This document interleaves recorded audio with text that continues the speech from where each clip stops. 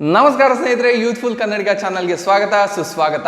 ಇವತ್ತು actually August 13. So ನಮ್ಮ ಗ್ರಾಮದಲ್ಲಿ ಎಲ್ಲ ಜನಾಂಗದವರು ಸೇರ್ಬಿಟ್ಟು ಧ್ವಜ ಹೇರಿಸ್ತಾ ಇದ್ವಿ ತಮ್ಮ ಮನೆ ಮೇಲ್ಗಡೆ. ಸೊ ಇದನ್ನ ಆಕ್ಚುಲಿ ನರೇಂದ್ರ ಮೋದಿ ಹೇಳಿದ ಅಂತ ಯಾರೂ ಆರಿಸ್ತಾ ಇಲ್ಲ. ನಮಗೆ ನಮ್ಮ ದೇಶದ ಮೇಲೆ ಇರೋ ದೇಶಭಕ್ತಿ ಮತ್ತು ಪ್ರೀತಿಯಿಂದ ಧ್ವಜ ಹಾರಿಸ್ತಾ ಇದ್ವಿ. ಓಕೆ, ಇದು ಬಿಟ್ಟು ಟಾಪಿಕ್ ಬರೋಣ. ಸೊ ಆಕ್ಚುಲಿ ನಮ್ಮ ಮನೆಯಲ್ಲಿ ಧ್ವಜ ಹಾರ್ಸಕ್ಕೆ ಕಂಬ ಇಲ್ಲ. ಸೊ ಆಕ್ಚುಲಿ ನಮ್ದೊಂದು ಗೋಟ್ ಫಾರ್ಮ್ ಇತ್ತು. ಸೊ ಆ ಗೋಟ್ ಫಾರ್ಮಲ್ಲಿ ಕೆಲವು ಕಬ್ಬಣ ಉಳಿದಿತ್ತು. ಸೊ ಆ ಕಬ್ಬಣನ ಬಳಕೆ ಮಾಡಿಬಿಟ್ಟು ನಮ್ಮ ಮನೆ ಮೇಲ್ಗಡೆ ಒಂದು ಕಂಬ ನೇತಾಕಿದ್ವಿ. ಆ ಕಂಬಕ್ಕೆ ನಮ್ಮ ರಾಷ್ಟ್ರ ಧ್ವಜವನ್ನು ಏರಿಸ್ತೀವಿ. ಬನ್ನಿ, ನಮಗೆ ಆ ವಿಡಿಯೋ ತೋರಿಸ್ಕೊಡ್ತೀನಿ. ಆ್ಯಕ್ಚುಲಿ ನಮ್ಮ ಗ್ರಾಮ ತುಂಬ ಚಿಕ್ಕದಾದರೂ ದೇಶ ಪ್ರೇಮ ಏನಾದರೂ ನೋಡ್ಬೇಕಂದ್ರೆ ನಮ್ಮ ಗ್ರಾಮದಲ್ಲಿ ನಿಮ್ಗೆ ಎದ್ದೆದ್ದು ಕಾಣುತ್ತೆ. ಪ್ರತಿಯೊಂದು ಮನೇಲಿ ಕೂಡ ನಮ್ಮ ರಾಷ್ಟ್ರ ಧ್ವಜ ಕಾಣುತ್ತೆ. ದೇಶಭಕ್ತಿ ಏನಾದರೂ ಉಳಿದಿದೆ ಅಂದರೆ ಈ ಥರ ಗ್ರಾಮಗಳಿಂದ. ಸೊ ನಮ್ಮ ಗ್ರಾಮ ಕೂಡ ಈ ದೇಶಭಕ್ತಿಗೆ ಒಂದು ಎಕ್ಸಾಂಪಲ್. ಸೊ ನಮ್ಮ ಗ್ರಾಮದಲ್ಲಿ ಎಲ್ಲಿ ನೋಡಿದ್ರು ಅವ್ರು ಎಜುಕೇಟೆಡ್ ಆಗಿರಲಿ ಇಲ್ಲ ಆಗಿಲ್ಲದೆ ಇರಲಿ, ರಿಚ್ಚೇ ಇರಲಿ ಪೂವರ್ ಇರಲಿ, ಬಡತನ ಇದ್ರೂ. ಸೊ ನೋಡಿ, ಈ ಥರ ನಾವು ಕಂಬ ಅರೇಂಜ್ ಮಾಡಿದ್ವಿ. ಇದು ಅರವಿಂದ ಮಲ್ಲಣ್ಣ. ಸೊ ಮಲ್ಲಣ್ಣ ರಾಷ್ಟ್ರ ಧ್ವಜಕ್ಕೆ ಹೂ ಅರ್ಪಣೆ ಮಾಡಿಬಿಟ್ಟು ನಮಸ್ಕಾರ ಮಾಡ್ದ. ಸೊ ಇದು ನಮ್ಮ ರಾಷ್ಟ್ರ ಧ್ವಜಕ್ಕೆ ನಾವು ಕೊಡೋ ರೆಸ್ಪೆಕ್ಟು. ಸೊ ಬೆಳಗ್ಗೆಯಿಂದ ಇದನ್ನೆಲ್ಲ ವೆಲ್ಡಿಂಗ್ ಮಾಡಿ ಅರೇಂಜ್ ಮಾಡಿದ್ದು ನನ್ನ ಆತ್ಮೀಯ ಗೆಳೆಯರಾದ ಅರವಿಂದ್ ಅವ್ರಿಗೆ. ಅವ್ರಿಗೊಂದು ದೊಡ್ಡ ಥ್ಯಾಂಕ್ ಯು. ನೋಡಿ, ಕೆಳಗಡೆ ತುಂಬ ಡೀಪ್ ಇದೆ. ಸೊ ಇದ್ರ ಮೇಲೆ ನಿಂತುಬಿಟ್ಟು ನಾವು ಪೇಂಟಿಂಗ್ ಮಾಡಿ ಫ್ಲ್ಯಾಗ್ ಕಟ್ಟಿದ್ದೀವಿ. ತುಂಬ ಕಷ್ಟ, ಬಟ್ ದೇಶದ ಭಕ್ತಿ ಮುಂದೆ ಇದು ತುಂಬ ಕಮ್ಮಿನೇ. ಸೊ ಇದು ನಮ್ಮ ತಂದೆಯವರು.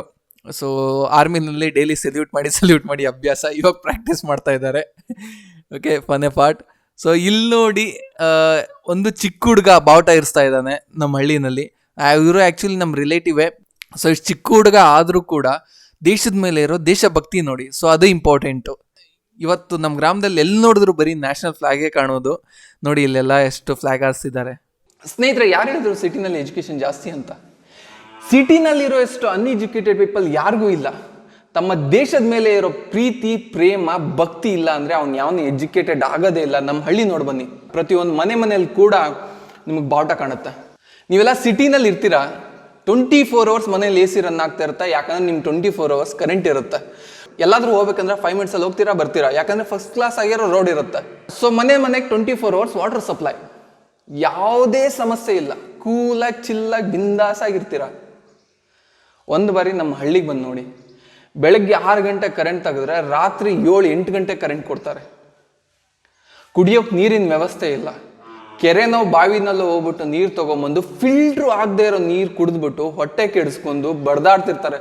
ಅವ್ರು ಎಷ್ಟೇ ಬಡವರಾಗ್ಲಿ, ರಸ್ತೆ ಸರಿಗಿಲ್ಲ ಅಂದ್ಬಿಟ್ಟು ಯಾರು ರಾಷ್ಟ್ರನ ಬೈಯೋದು ಪಕ್ಷಗಳನ್ನು. ಅದು BJPನೇ ಆಗಿರಲಿ, JDS ಆಗಿರಲಿ, ಇಲ್ಲ ಕಾಂಗ್ರೆಸ್ ಆಗಿರಲಿ, ಅವೆಲ್ಲ ಬಂದು ನನ್ನ ಕಡೆ ಸಮ. ಯಾವನು ಹೇಳಿದ್ರಿ ಮೋದಿಗೆ ಬೈದ ತಕ್ಷಣ ಅವರೆಲ್ಲ ಟೆರರಿಸ್ಟ್ ಆಗ್ಬಿಡ್ತಾರ? ಏನು ಒಳ್ಳೆ ಕೆಲಸ ಮಾಡಿದ್ದಾರೆ ಹೇಳಿ? ಕರ್ನಾಟಕದಲ್ಲಿ ಎಷ್ಟು ಭ್ರಷ್ಟಾಚಾರ ಇದೆ, ಎಲ್ಲದರಲ್ಲೂ ಭ್ರಷ್ಟಾಚಾರ ಇದೆ. ಮೋದಿಗಿರೋ ಅಷ್ಟು ಪವರು, ಅವನೇನಾದ್ರೂ ಮನಸ್ಸು ಮಾಡಿದ್ರೆ ಕರ್ನಾಟಕದ ನೆಟ್ಟಿಗೆ ಮಾಡಿಬಿಡ್ಬೋದು. ಮೊನ್ನೆ ಹೈಕೋರ್ಟ್ ಆದೇಶ ಕೊಡ್ತು, ಲೋಕಪಾಲಕ್ಕೆ ಪವರ್ ಕೊಡಿ ಅಂತ. ನೀವು ಕ್ರಿಯೇಟ್ ಮಾಡಿರೋ ಫೇಕ್ ACBನ ಎಕ್ಸ್ಪೋಸ್ ಮಾಡ್ತು ಕರ್ನಾಟಕ ಹೈಕೋರ್ಟು.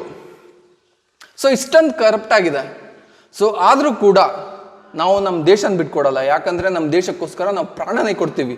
ನಾವು ಕುಡಿಯೋ ನೀರು, ಅನ್ನ, ಗಾಳಿ ಈ ದೇಶ ಕೊಟ್ಟ ಭಿಕ್ಷೆ ನಮಗೆ. ಹಾಗೂ ನಮ್ಮ ಸೈನಿಕರಿಗೆ ಒಂದು ದೊಡ್ಡ ಸಲಾಮ್. ಜೈ ಹಿಂದ್.